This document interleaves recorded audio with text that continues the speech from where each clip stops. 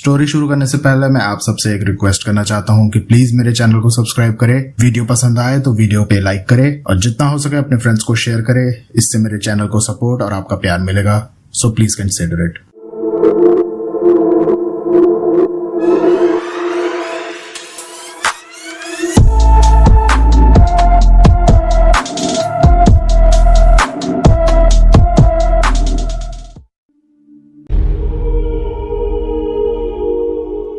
Hello everyone, and welcome to the world of story dragon. फिर से मैं आप लोगों के सामने एक और नया रियल सुपरनेचुरल एक्सपीरियंस लेकर। होली का टाइम एक ऐसा खतरनाक टाइम होता है जब नेगेटिव एनर्जीज की पावर बहुत ज़्यादा बढ़ जाती है। ऐसा क्यों होता है वो हम भी आगे चलकर सीखेंगे भी, लेकिन कुछ लोग ऐसे होते हैं उन्हें कितना भी समझा लो वो आगे बढ़कर ऐसी चीज़ों के अंदर इंटरप्शन करते हैं, घुस जाते हैं और चीज़ों को बिगाड़ने की कोशिश करते हैं, लेकिन उन लोगों को इन गलतियों का बहुत बड़ा खामियाजा भुगतना पड़ता है। कुछ ऐसे हमारे आज के इस इंसिडेंट में अदिति के साथ, जो कि बिलोंग करती है जयपुर को। अदिति एक बहुत ही चिल टाइप की लड़की थी, पढ़ी लिखी थी और उसे भूत प्रेत, जादू, टोना टोटका इन सब चीज़ों पर रत्ती भर भी विश्वास नहीं था। और इसी के चलते अदिति ने की एक गलती, एक ऐसी गलती जिसकी सजा उसे मिली और उसे इसकी बहुत भारी कीमत चुकानी पड़ी। तो कहानी में आगे बढ़े उससे पहले अगर आपके पास भी कोई रियल सुपरनेचुरल एक्सपीरियंस है तो आप हमारे साथ हमारी इन दी गई आईडीज पर शेयर कर सकते हैं या फिर हमारे इस नंबर पर आप व्हाट्सएप भी कर सकते हैं। इसी के साथ साथ अगर आपने चैनल को सब्सक्राइब नहीं किया है तो प्लीज प्लीज प्लीज चैनल को सब्सक्राइब जरूर करें और हाँ, वीडियो को लाइक किया करो यार। वीडियो को लाइक, अगर आपको कहानी पसंद आ रही है, मजा आ रहा है तो वीडियो को लाइक जरूर करें, इस चीज को मिस ना करें। चलिए बढ़ते हैं इस कहानी में आगे। तो अदिति अपने दोस्तों के साथ होली से 2-3 दिन पहले स्कूटी पर घूम रहे थे। इनका पूरा 8-10 दोस्तों का ग्रुप था, ये सब लोग साथ में घूम रहे थे और घूमते घूमने के साथ साथ ये लोग प्लानिंग कर रहे थे होली की, कि होली पर क्या मस्ती करनी है, क्या धमाल करना है।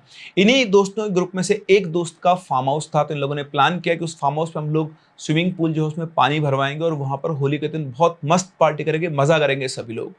घूमते घूमते इसी तरह से इन लोगों की नजर एक औरत पर पड़ी। ये औरत एक सुनसान चौराहे के बिल्कुल बीच में बैठी हुई थी। वो औरत एक लाल कलर की साड़ी पहनकर बैठी हुई थी और वहां पर वो एक दिया जलाकर कुछ पूजा टाइप कर रही थी। उसको देखकर इन लोगों ने थोड़ा दूर अपनी गाड़ी रोक दी और उस लेडी को देखने लगे। ये उस औरत को देखने लगे तो उन्होंने देखा कि वो औरत चौराहे पर बैठकर कभी अपने हाथ ऐसे उठा रही थी, कभी वो ऐसे हाथों को अपने सिर पे रख रही थी, फिर ऐसे करके वैसे से कुछ जैसे किसी चीज को बुला रही हो, फिर वापस ऐसे हाथ घुमा के आगे फिर ऐसे ऐसे अपने हाथों को फेंक रही है। ये सब चीजें वो पहली बार देख रहे थे और इनमें से उनका दोस्त वो एक टोना टोटका कर रही है। उसको सब लोग शांत करवाते और उस औरत को फिर से ध्यान से देखने लगते हैं। उसके बाद वो औरत अपनी जगह से उठती है। उसने वहां पर जो दिया जला रखा था उस दिए के वो चक्कर लगाती है, करीबन 6-7 बार वो चक्कर लगाती है और चक्कर लगाने के बाद अपने दोनों हाथों को जमीन पर ऐसे ऐसे मुट्ठियों को, है ना, जमीन पर पीटती है, जैसे आप आटा गूंथते टाइम करते हो ना, बिल्कुल ऐसे वो जमीन के ऊपर करती है। उसके बाद वो अपने पैरों से चप्पल उतारती है और दोनों चप्पलों से वहां पर 3 बार ऐसे पीटती है।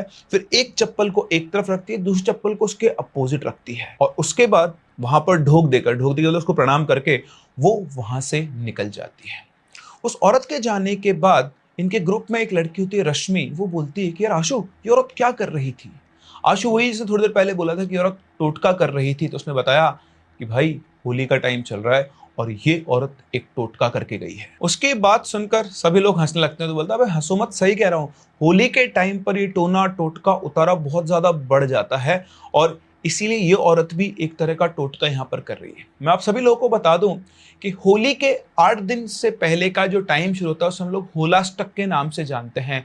होलाष्टक में किसी भी तरह के शुभ कार्य को नहीं किया जाता है और इस टाइम पर नेगेटिव एनर्जी सबसे ज्यादा हावी हो जाती है। ऐसा क्यों होता है, इसके पीछे कुछ कहानियां हैं, हमारी हिस्ट्री रही है। जैसा आप सभी लोगों को पता है कि प्रहलाद को लेकर होलिका आग के अंदर बैठ गई थी ताकि प्रहलाद उसके साथ ही जल जाए और उससे पहले प्रहलाद को 8 दिन तक बांध के रखा गया था। यहां से भी ये रिलेटेड है। लेकिन इसी के साथ साथ अगर हम ज्योतिष शास्त्र को देखें तो इस टाइम पर सूर्य, शनि, चंद्रमा इन सभी की जो स्थिति है वो हानिकारक अवस्था में पहुंचने लगा। एक इनका जो पोजीशन होता है वो ऐसे अलाइन होता है कि इस टाइम पर आप कोई भी शुभ कार्य नहीं कर सकते हो और इसी वजह से, क्योंकि देवीय शक्तियां इस टाइम पर आप कह सकते हो तरीके से सो रही होती है या लेस एक्टिव होती है, और नकारात्मक शक्तियां इस टाइम पर बहुत ज्यादा प्रभावी हो जाती है। तो जब भी किसी को किसी के ऊपर जादू टोना करना होता है या अपने घर से जादू टोने को उतारना होता है, तो इस टाइम को नेगेटिव एनर्जीज के लिए सबसे बेस्ट टाइम कंसिडर किया जाता है, और इसीलिए सबसे ज्यादा तांत्रिक क्रियाएं भी इसी टाइम की जाती हैं और वो सफल भी होती है। खैर, आशु ने जो अपने दोस्तों को ये बताया तो अदिति हंसते बोलती है, क्या यार आशु, तो कुछ भी बोल रहा है, ऐसे कैसे हो सकता है, बता। तेरा कहना यह है कि उस औरत के इस तरह से यहाँ पूजा करने से, वो अजीब अजीब सा डांस करने से और उसके बाद चप्पल पीटकर चले जाने से कोई आत्मा यहाँ पर बैठ जाएगी, और जब कोई यहाँ से गुजरेगा तो वो आत्मा उसके साथ होलेगी। तो आशु बोलता है, यार देख, मुझे ज्यादा नहीं पता, लेकिन मेरे घर वाले हमेशा बोलते हैं कि अगर किसी चौराहे के ऊपर टोटका पड़ा हुआ हो तो उस चौराहे से बच के चलना चाहिए, साइड में से निकल जाना चाहिए। तो अदिति बोलती है, क्या यार आशु, तू भी कैसी बातें करता है। एक बात है ना, तेरे घर वालों ने तुझे पढ़ा के अपने पैसे बर्बाद ही किए, तू इंजीनियरिंग कर रहा है और ऐसी बातें कर रहा है। तू अगर ऐसी फालतू की चीजों में विश्वास करेगा ना, तो ये पक्का ही किसी ना किसी दिन एक साइंटिस्ट की आत्मा तुझे आके परेशान जरूर करेगी। इतना कहने के बाद अदिति कहती है कि चलो अच्छा, एक काम करते हैं, गेम हो जाए, स्पिरिट गेम। सब उसकी तरफ देखते हैं, बोलते हैं स्पिरिट गेम, ये कौन सा गेम है। तो बोलते हैं, मेरी बात ध्यान से सुनो, अगर मेरे अलावा तुम में से कोई भी उस टोटके को जाकर बिगाड़ देता है या उसमें रखे सामान को इधर कर देता है, तो तुम सबको होली की पार्टी मेरी तरफ से, तुमसे किसी को 1 रुपया भी खर्च करना नहीं होगा। उसकी बात सुनकर सब लोग सकपका जाते हैं, बोलते तू पागल हो गई क्या, ऐसा ऐसा गेम हम लोग नहीं खेलेंगे, दिमाग खराब हो गया तेरा। अदिति हंसते हुए बोलती है, क्या यार तुम लोग कितने डरपोक हो। अच्छा चलो ठीक है, उल्टा करते हैं, अगर मैं उस टोटकी के पास जाके उसको बिगाड़ के उसमें जो भी चीजें करनी हो करके आ जाऊं, तो क्या तुम लोग सब मिलकर मुझे पार्टी दोगे। कोई कुछ नहीं बोलता है, सब बिल्कुल चुपचाप हो जाते हैं। और तभी थोड़ी देर बाद रश्मि बोलती है, अच्छा चल डन, ठीक है, तू ये कर, तेरे को पार्टी मेरी तरफ से, तू जो बोलेगी वो चलेगा, जा तू करके आ। और उसकी बात सुनकर अदिति मुस्कुराती है और वो उस चौराहे की तरफ जाना शुरू कर देती है। सभी लोगों को ये लग रहा था कि थोड़ी देर के बाद अदिति घबराकर वापस आ जाएगी, लेकिन जैसा वो लोग सोच रहे थे ऐसा कुछ नहीं था। अदिति उस चौराहे पर पहुंचते और पहुंचकर वो देखती कि वहां पर जो टोटका बना हुआ था, तो वहां पर एक सफेद पाउडर से गोला सा बना हुआ था, और उसके बाद उसमें सिंदूर से अलग अलग खाने बने हुए थे। उस गोले के बिल्कुल बीच में एक दीपक जल रहा था, और उन खानों में कुछ ना कुछ सामान पड़ा हुआ था, जैसे कुछ चूड़ियां पड़ी थी, सफेद कलर की मिठाई पड़ी थी, राई पड़ी थी, थोड़ी बहुत मिर्ची पड़ी हुई थी, लौंग पड़ी हुई थी, और ऐसे बहुत सारी चीजें उन खानों के अंदर अरेंज्ड थी। ये सब देखकर अदिति एक बार फिर से अपने दोस्तों की तरफ देखती और बोलती है, तुम लोग सब कितने डरपोक हो पागल, ये सब चीजें बकवास होती है। और इतना कहने के बाद वो वहां पर पड़े हुए सामान को उठाकर फेंकना शुरू कर। सबसे पहले एक नारियल वहां पड़ा था, उसको उठाकर फेंकती है, फिर उसके बाद जो चूड़ियां थी उनको उठाकर फेंक देती है, और जो कुछ वहां पे बना हुआ था उन सब चीजों को मिक्स करना शुरू करती है। उसको ये करता हुआ देखकर आशु चिल्लाकर बोलता है कि अदिति मान जा, तू ये सब मत कर, इन चीजों से नहीं खेलते हैं। लेकिन अदिति को जब तक वो आवाज लगाता तब तक अदिति उस टोटके को बिगाड़ चुकी थी। उस टोटके में एक पोटली भी रखी थी, उस पोटली को भी टच कर देखती, उसको भी वो फेंक देती है, और पता नहीं उसके ऊपर कौन सा भूत सवार था, उस पूरे टोटके को उसने तहस नहस कर दिया। तो जो दिया जल रहा था उस दिए को बुझा दिया था। ये सब करने के बाद उस टोटके के बिल्कुल बीच में खड़ी हो गई, एकदम से बिल्कुल शांत होकर अपनी गर्दन नीचे कर, और 1 मिनट तक वो ऐसे ही खड़ी रही। ये सब उसे देखकर घबरा जाता है कि इसको क्या हो गया। वो बिल्कुल स्टिल खड़ी हुई थी और यहाँ इनकी सांसें रुकी हुई थी। तभी एकदम से वो अपनी गर्दन को ऐसे एकदम झटके से ऊपर उठाती है, और फिर एक डायन की तरह बहुत तेज हंसने लगती है, हा हा हा, इस तरह से करके वो बार बार अपनी गर्दन को घुमाई जा रही थी, और एक बहुत ही अजीब सी हंसी हंस रही थी, और यहाँ इन सबकी धड़कनें रुकी हुई थी। तभी एकदम से उन सबकी तरफ देखती है, और देखते इनकी तरफ बहुत तेजी से भागना शुरू करती है। एकदम से उसे भागता हुआ देखकर सारे भागना शुरू करते हैं, और भागते भागते कुछ लोग स्कूटी के ऊपर बैठे हुए होते हैं। तो ऐसा होता है कि जैसे वो भागते एकदम से उनमें से 2-3 लोग स्कूटी में ही फंस के गिर जाते हैं, और उनके गिरते अदिति बहुत तेज ताली मार के हंसना शुरू करती है, अरे फट्टुओं, डर गए तुम लोग, कितने डरपोक हो, मैं तो तुम लोगों से मजाक कर रही थी। उसको ऐसा करते हुए देखकर सब लोगों को बहुत तेज गुस्सा आता है, तेरा दिमाग खराब है क्या, ये क्या हरकत थी। सब उठते हैं, अपने आप को संभालते हैं, जो गिर गया था उसको उठाते हैं, और अदिति की तरफ गुस्से से देखते हैं। अदिति हंसते बोलते हैं, अरे यार मुझे मस्ती सूझी, लेकिन तुम लोग किस तरह से डर गए। और इस तरह से उन सारे दोस्तों का मजाक उड़ा रही थी। अब वो इन सबके ऊपर हंसी रही थी कि तभी अचानक से उसको अपने पीछे से एकदम से एक हवा का झोंका कर लगता है, एकदम से धक्का लगता है, पुश लगता है, और बिल्कुल स्ट्रेट हो जाती है। उसे ऐसा लगा कि कोई हवा का झोंका आके उसे टकराया। उसके बाद वो चारों तरफ देखती है, और वो समझने की कोशिश कर रही थी कि जस्ट अभी 1 सेकंड पहले उसके साथ ये क्या हुआ। वो अपने दोस्तों की तरफ देखती और बोलती, यार अभी मुझे ना कुछ अजीब सा लगा, जैसे जैसे अब आप वो कहते हो ना कि भेड़िया आया भेड़िया आया भेड़िया आया, अगर आप चिल्लाओगे और जिस दिन सच में भेड़िया आ गया उस दिन आपको बचाने कोई नहीं आएगा। रश्मि ने जो अभी थोड़ी देर पहले नौटंकी की थी, तो उसको देखकर रश्मि बोलती है, बस अब चुप हो जा, बहुत हो गई तेरी नौटंकी, चल यहां से। क्योंकि सबसे पहले रश्मि ही स्कूटी में फंस के गिर गई थी और उसको चोट भी आई थी, तो उसे अदिति के ऊपर बहुत ज्यादा गुस्सा आ रहा था। उसकी बात सुनकर अदिति बिल्कुल चुप हो जाती है और ये लोग फिर वहां से निकल जाते हैं। पूरे रास्ते सभी लोग शांत थे क्योंकि अदिति जो किया था उनसे सबका दिमाग खराब हो रहा था, गुस्सा आ रहा था सबको। और इधर अदिति के दिमाग में एक ही चीज चल रही थी कि लास्ट में वो जो हवा का झोंका है वो क्या था। उसे बहुत अच्छे से पता था कि अपने किसी भी दोस्त को कुछ बताएगी तो उनमें से कोई भी उसकी बात पर विश्वास नहीं करेगा। अदिति को लगा कि शायद ऐसे ही कुछ हुआ होगा और ये बात यहीं पे खत्म हो जाएगी, ये चीज तो यहीं पे एंड हो जाएगी। लेकिन अदिति को शायद ये नहीं पता था कि ये तो सिर्फ शुरुआत है। सब अपने अपने घर जाते हैं, सो जाते हैं। अगले दिन ये सब लोग मिलते हैं। सबसे मिलने के बाद अदिति सब लोगों को सॉरी बोलती है, वो भी उसको अपना दोस्त समझे, ठीक है यार मजाक हो जाता है, और उसको माफ कर देते हैं और ये सब लोग होली की प्लानिंग में लग जाते हैं। अब नेक्स्ट डे होली का दहन था और उसके अगले दिन थी धुलंडी, जिस दिन सब लोग रंगों से होली खेलते हैं। तो सभी दोस्तों ने डिसाइड किया कि होली का दहन तो हम अदिति की कॉलोनी में ही करेंगे, क्योंकि उसकी जो सोसाइटी थी उसमें बहुत बढ़िया फंक्शन होता था, मजा आता था सभी लोगों को, सब लोग इकट्ठे होते थे वहां पर और थोड़ा बड़ा होली दहन का वहां फंक्शन होता था। और उसके बाद जैसा प्री डिसाइडेड था कि ये अपने दोस्त के फार्म हाउस के ऊपर धुलंडी करेंगे, यानी कलर वाली होली खेलेंगे। नेक्स्ट इवनिंग सब लोग इकट्ठे होते हैं अदिति के वहां। उनके यहाँ बड़ा प्रोग्राम किया गया था, होलिका सजाई गई थी और इवन डीजे फ्लोर लगाकर डीजे वगैरह सब अरेंजमेंट था। बहुत अच्छे लेवल पर उनका ये सेटअप होता था जो पूरी सोसाइटी अरेंज किया करती थी। तो मुहूर्त के हिसाब से तय समय पर होलिका दहन हुआ। और जैसा आप सभी लोगों को पता है कि जब होलिका दहन होता है तो जलती हुई होली में से प्रहलाद को निकालना होता है। हमारे यहाँ तो ऐसा होता है, वो आपके यहाँ पर भी ऐसा ही होता होगा। अगर ऐसा होता है तो कमेंट सेक्शन में मुझे जरूर बताएं कि किस तरह से मोहल्ले के, सोसाइटी के कुछ लोग या लड़के जाते हैं। होली के अंदर एक डंडा होता है, उस डंडे को प्रहलाद माना जाता है और उसको बाहर निकालना होता है। उसको अगर आपने बाहर निकाल लिया तो उसको प्रॉस्पेरिटी का साइन माना जाता है। पहले जब गांव में होली का दहन होता था तो ये माना जाता था कि जिसने मतलब अगर आपने सही सलामत प्रहलाद को बाहर निकाल लिया तो इस बार बारिश वगैरह, मौसम सब कुछ अच्छा रहेगा। तो बेसिकली हम ये बोल सकते हैं कि अगर आपने प्रहलाद को बाहर निकाला है तो ये प्रॉस्पेरिटी का साइन है। तो इसी तरह यहाँ पर भी सोसाइटी के कुछ लोग और कुछ लड़के प्रहलाद को बाहर निकालने के लिए होलिका के पास जाते हैं। लेकिन होली की जो आंच थी, जो आग थी, वो इतनी तेज थी कि चाहकर भी ये उसके पास में भी नहीं जा पा रहे थे। बहुत बार उन्होंने कोशिश की, कुछ तार वार फेंक कर उससे खींचने की कोशिश की, लेकिन सभी के सभी नाकाम रहे। और सब लोग सोच रहे थे कि यार ये आग इतनी तेज हो रखी, कैसे प्रहलाद को निकाला जाए। अगर वेट किया गया तो होली के साथ साथ प्रहलाद भी पहले ही जल जाएगा। अब यहाँ पर पता नहीं अदिति को एकदम से क्या होता है, वो आगे बढ़ती है और जाकर सीधा आग के अंदर प्रहलाद वाले डंडे को पकड़ती है और खींच के उसको बाहर निकाल लेती है। सब लोग अदिति को देखते रह जाते हैं क्योंकि अभी तक जितने लोगों ने भी ट्राई किया था कोई उस होली के 3-4 फीट पास में भी नहीं जा पा रहा था। और यहाँ अदिति से बिजली की तेजी से गई, उसको पकड़ा और बाहर निकाल लिया। सब लोग उसे देखते रह जाते हैं और उसकी मम्मी भागते जाती है, जाकर बोलती तू पागल है क्या, ये क्या कर रही है, दिखा तेरे हाथ जल गए होंगे। अदिति अपने हाथ दिखाती है, उसके हाथों पे कुछ भी नहीं था, बिल्कुल नॉर्मल थे। और ना सिर्फ अदिति की मम्मी, सोसाइटी के बहुत सारे लोग वहां इकट्ठा हो गए थे अदिति के हाथ देखने के लिए, क्योंकि जिस तरह से अदिति ने वो टास्क परफॉर्म किया था ये पक्का था कि उसके हाथ जल गए होंगे। लेकिन उसके हाथों पर जले हुए का निशान भी नहीं था। ना सिर्फ सोसाइटी वाले, ना सिर्फ उसके घर वाले, उसके सारे दोस्त भी शॉक्ड थे कि ये एकदम से उसने क्या किया। अदिति अब सबके अट्रैक्शन का पॉइंट बन गई थी। पहले तो सब लोग शॉक्ड थे, लेकिन एकदम से उन्होंने तालियां बजाना शुरू की कि किस तरह से अदिति ने बहादुरी करके प्रहलाद को बाहर निकाल लिया।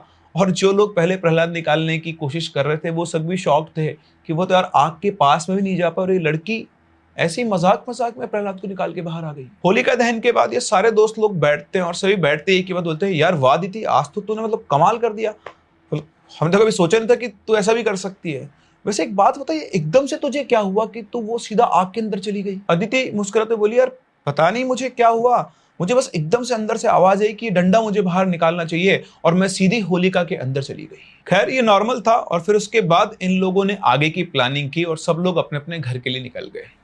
अदिति भी अपने घर पहुंचती है, कपड़े वगैरह चेंज करती है और उसके बाद वो मतलब फ्रेश होके शीशे के सामने खड़ी होकर अपने बालों को कॉम्ब कर रही थी। तो जो बालों को कॉम्ब करे तो उसकी नजर शीशे पे पड़ी तो उसने देखा एकदम से उसे अपने पीछे काली सी परछाई दिखाई दी। उसने पीछे घूम के देखा तो वहां पर कोई भी नहीं था।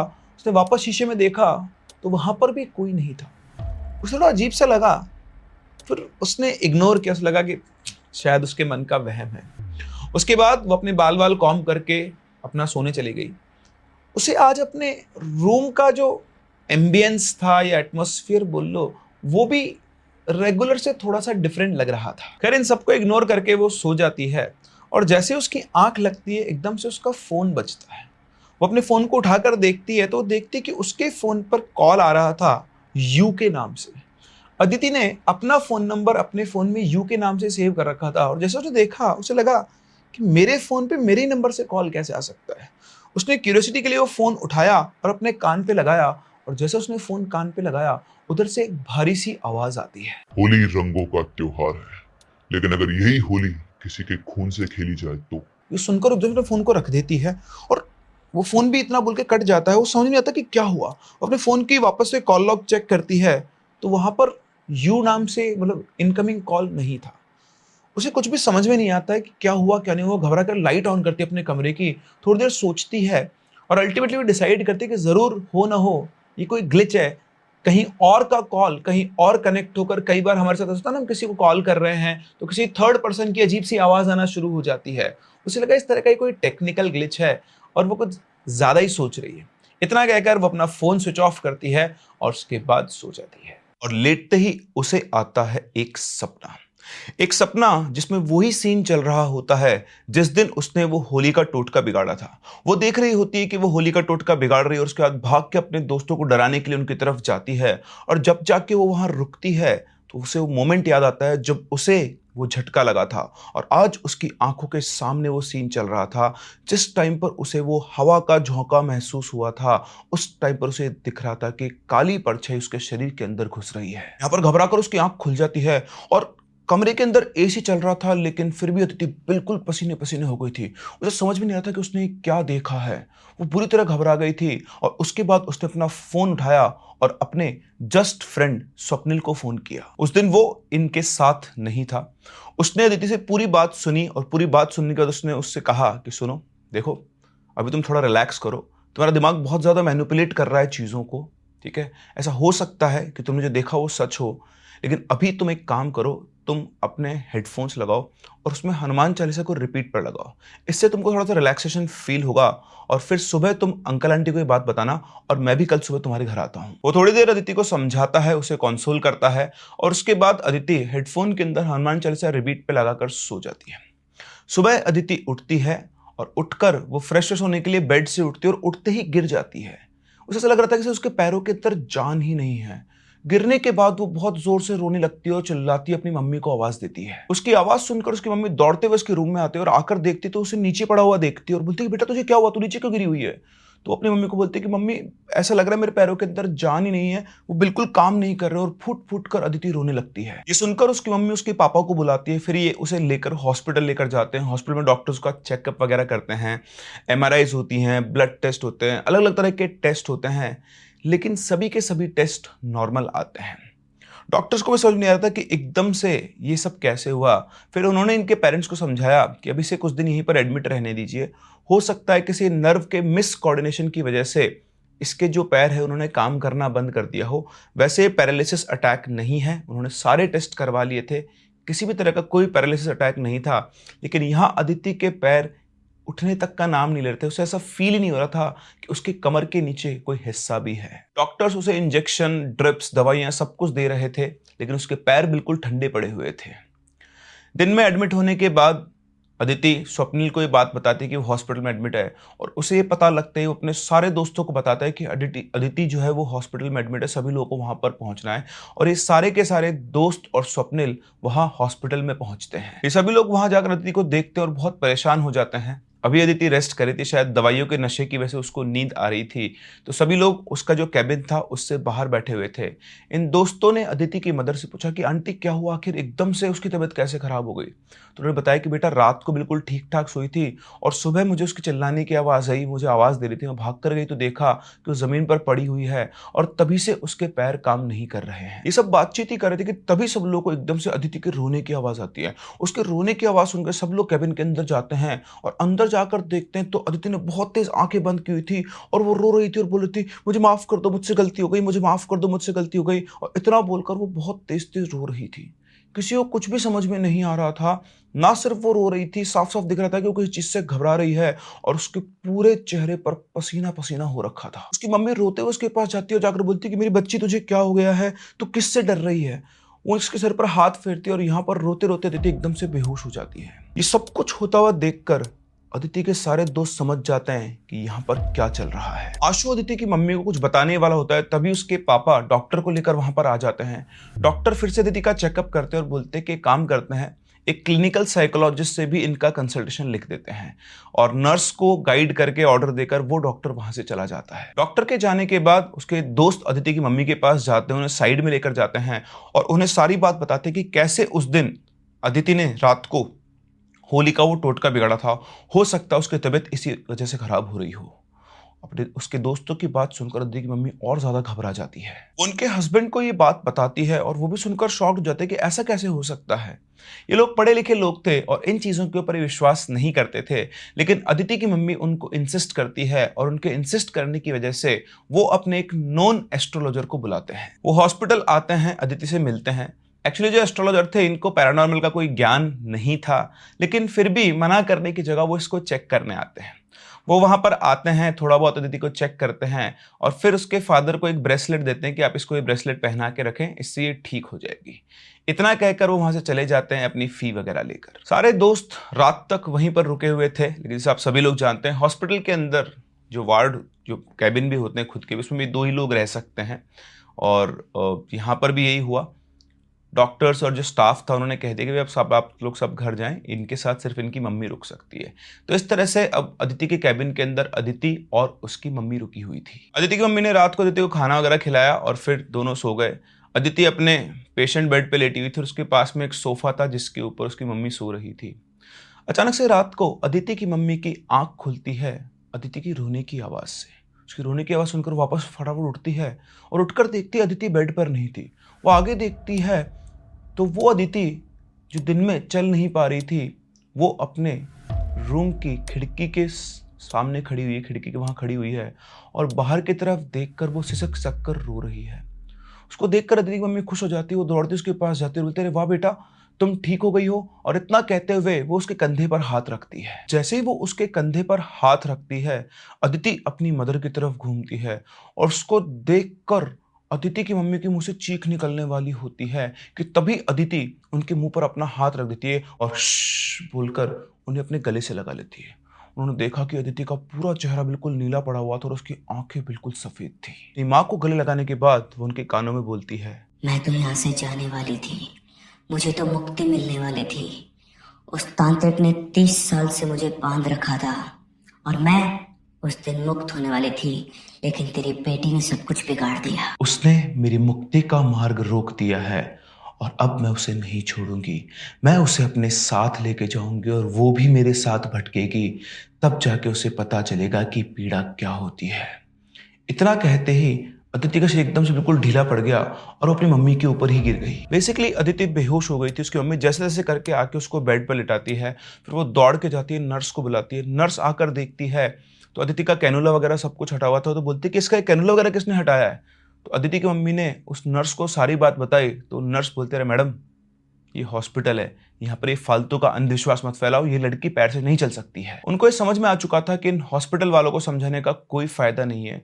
वो सीधा अपने भाई को फोन करती है। उनका भाई फोन उठाता है और बोलता है कि दीदी आप चिंता मत करो, बस आज की रात गुजार लो, कल सुबह होते ही मैं कहीं ना कहीं से किसी ना किसी को लेकर आता हूँ।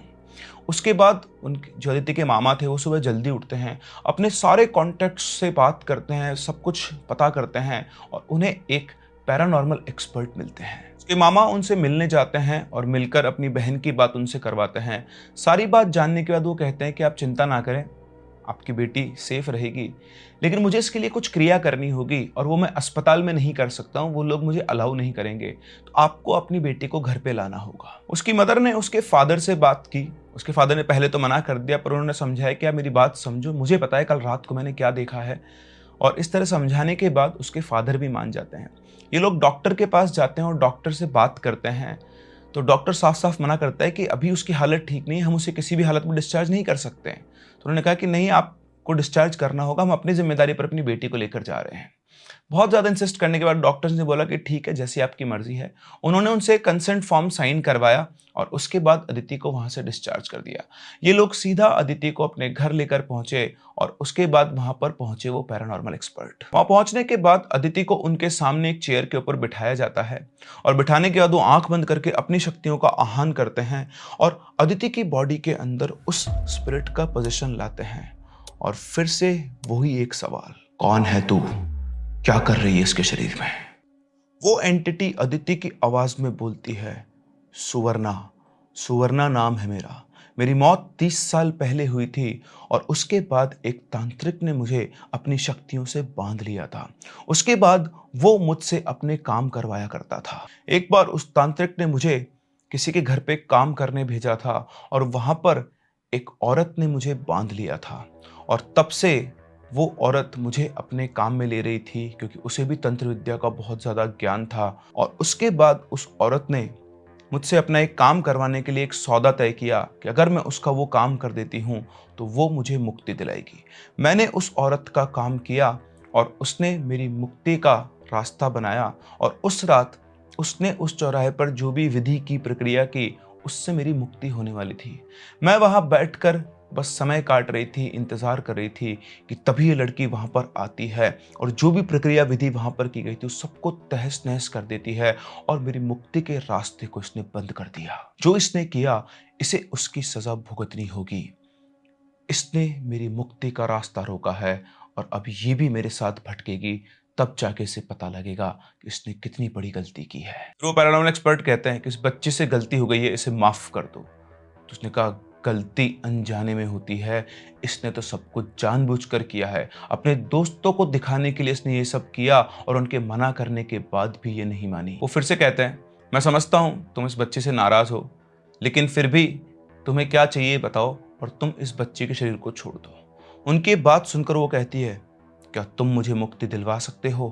अगर तुम मुझे मुक्ति दिलवा सकते हो तो मैं इस लड़की के शरीर को छोड़ दूंगी। तो उन्होंने कहा, ठीक है, मैं इसका पूरा प्रयास करूंगा, लेकिन तुम्हें इस लड़की के शरीर को छोड़ना होगा। उसने कहा, जब तक मेरी मुक्ति का रास्ता नहीं बनेगा तब तक मैं इसके शरीर को नहीं छोड़ूंगी। इसके बाद वो पंडित जी जो एक्सपर्ट थे वो अदिति की मदर के पास जाते हैं और उसे बोलते हैं कि एक काम कीजिए, जिस चौराहे पर उसने सब किया वहाँ पर आपको एक होलिका दहन करवाना होगा और वो भी अदिति के हाथ से। ये कुछ सामान की लिस्ट है, आप ये सामान लेकर आइए, हम लोग वहीं पर चलते हैं और आपकी बेटी के शरीर से उस आत्मा को बाहर निकालने का प्रयास करते हैं। उनके कहे अनुसार सामान लाया गया, लकड़ियाँ लाई गई और सभी दोस्त, इनके परिवार वाले वहाँ पहुँचते हैं उसी चौराहे पर जहाँ पर अदिति ने वो सब बिगाड़ा था और उन चीज़ों के निशान अभी भी वहाँ पर बचे हुए थे। पंडित जी के कहे अनुसार वहाँ पर एक छोटी सी होलिका बनाई जाती है और फिर अदिति के हाथों एक पूजा करवाई जाती है। जैसे ही अदिति पूजा कर रही होती है, अचानक से कानों के अंदर बहुत तेज चीखने की आवाज़ सुनाई आती है। वो आवाज़ किसी और को सुनाई नहीं आ रही थी, सिर्फ और सिर्फ अदिति को सुनाई आ रही थी और उसे ऐसा लग रहा था कि उस आवाज़ से उसके कान फट जाएंगे। इस वजह से वो आगे पूजा भी नहीं कर पा रही थी।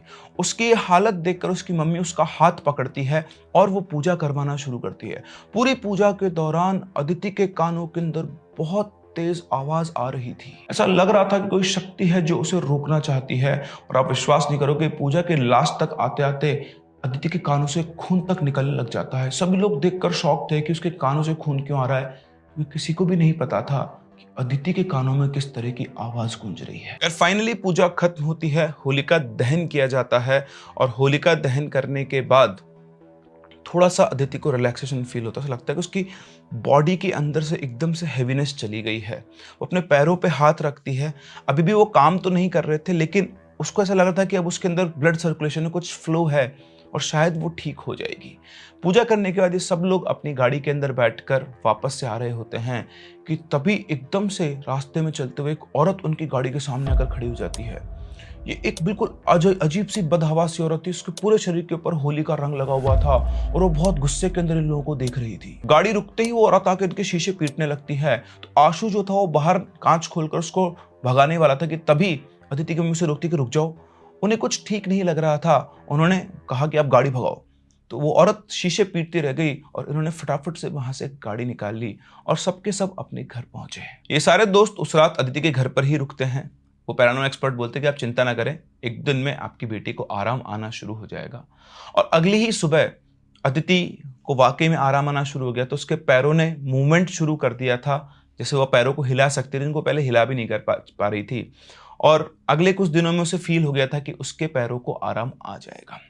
ऑल्दो उसने कहा था कि आप साथ साथ डॉक्टर्स की दवाइयां भी लेते रहें ताकि इसके शरीर के अंदर ताकत बने और ये जल्दी से जल्दी ठीक हो पाए। लेकिन अदिति जब सुबह उठती है और अपनी मदर से बात करती है, तभी उसकी मदर देखते कि उसे गले के ऊपर एक जले हुए का इतना लंबा सा निशान हो रखा था। उसने सोचा कि बेटा तेरा निशान कैसा है? तो कांच ला के दिखाया गया तो उसने भी देखा कि अदिति के गले पे वाकई में एक निशान हो रखा था। वो निशान देखकर अदिति की आंखों में आंसू आ जाते हैं और रोते अपनी मम्मी से बोलती कि मम्मी, कल रात को सोने के बाद मुझे सपना आया था और सपने में सुवर्णा यानी वही लड़की जो है वो आई थी और वो कह रही थी कि मैं जा तो रही हूँ, लेकिन तुमने जो गलती की है उसकी निशानी मैं तुमको जिंदगी भर के लिए देकर जा रही हूँ। और उस टाइम पर उसने मेरे यहाँ पर ऐसे कुछ जलता हुआ सा लगाया था। मुझे लगा वो सिर्फ एक सपना है, लेकिन वो सपना नहीं था और ये निशान वो मुझे जिंदगी भर के लिए दी गई है। और सिर्फ इतना ही नहीं, उसने ये भी बताया कि कल रात को जब हम वापस लौट रहे थे तो जो औरत हमें मिली थी वो कोई और नहीं, वो वही औरत थी जिसने इसको बांध रखा था। उस औरत को पता लग गया था कि इसकी मुक्ति नहीं हुई है और वो वापस से इसको पकड़ने आई थी। लेकिन जब उसने देखा कि हम लोग पूजा करके उसकी मुक्ति करवा रहे हैं, तब उसने मुझे रोकने की कोशिश की, लेकिन आपकी वजह से वो पूजा हुई और उस लड़की को मुक्ति मिल पाई और साथ ही साथ मैं भी ठीक हो पाई। तो इस तरह से अदिति को मिला अपनी जिंदगी का एक बहुत बड़ा सबक। जानबूझकर उसने ऐसी जगह पर जाकर ये सब किया। बिल्कुल ठीक है, ये सब चीजें नहीं होती हैं, इन पे डिबेट करने की जगह आप अपना रास्ता बदल कर बिल्कुल चुपचाप वहां से निकल जाओ। हो सकता है कुछ हो कुछ ना हो, लेकिन जो अदिति के साथ हुआ, अगर ऐसा होना शुरू हो आपके साथ तो आपको कैसा फील होगा? मात्र दिखाने के लिए कि टोटका वोटका सब नकली है। नेगेटिविटी होती है, नेगेटिविटी आपकी लाइफ में जब आती है तो वो आपको बहुत परेशान करती है। बहुत स्टेबल माइंड आपका होना चाहिए उन नेगेटिव चीज़ों से। मैं सिर्फ ये बात नहीं कर रहा हूँ, नेगेटिव का मतलब नेगेटिव पावर, आत्मा, भूत, स्पिरिट नहीं है। नेगेटिविटी आपके दिमाग में आती है। कोई नेगेटिव एनर्जी जब आपसे मैच होगी, आपकी फ्रीक्वेंसी मैच करेगी। सोचो, नेगेटिव एनर्जी बहुत लो लेवल पर होती है, जब वो आपसे फ्रीक्वेंसी मैच कर रही तो आपकी जो एनर्जी वो भी बहुत लो लेवल पर आ चुकी होगी। और एक बार वो दोनों कंबाइन हो गए तो फिर आपको आपकी सोच को, आपके एनर्जी लेवल को ऊपर उठाने में बहुत मुश्किल लगती है और बहुत सारी परेशानियों का आपको सामना करना पड़ता है। इसलिए ऐसी चीज़ों से बचकर रहें। कभी भी आप ऐसी जगह पर जा रहे हैं तो शो ऑफ करने के लिए किसी भी वजह से इन चीज़ों को बिल्कुल ना छेड़ें, वरना ऐसा हो सकता है कि आप भी अपने साथ किसी सुवर्णा को ले आओ। ये थी हमारी आज की कहानी। आई होप आप लोगों को कहानी पसंद आई होगी। अगर कहानी पसंद आई है तो इससे वीडियो को लाइक जरूर करें और मैक्सिमम लोगों के साथ इसे शेयर करें। हम लोग मिलते हैं अपनी अगली कहानी में। तब तक के लिए keep loving and keep listening.